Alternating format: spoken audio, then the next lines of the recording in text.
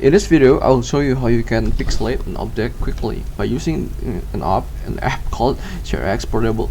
And let's capture this screen right here. It's basically a screenshot, and then you would want to right click this and edit. Then you can click on the pixelate, and then you can choose which area you want to pixelate, such as this one. And there you go. This is how you can pixelate an object very fast without any yippee yappa.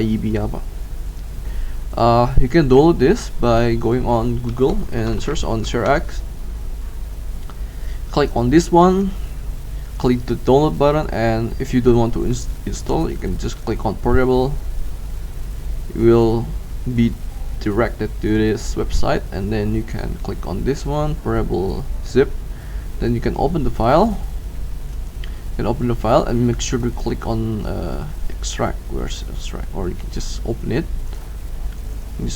And click on this extract all, and press extract. After you have extracted it, you can open it by opening the folder, and then click on sharex.exe. There you go. Well, thank you for watching this quick video. Any comments, anything you want to say to me, can do it on the comments. Oh, 1 minute.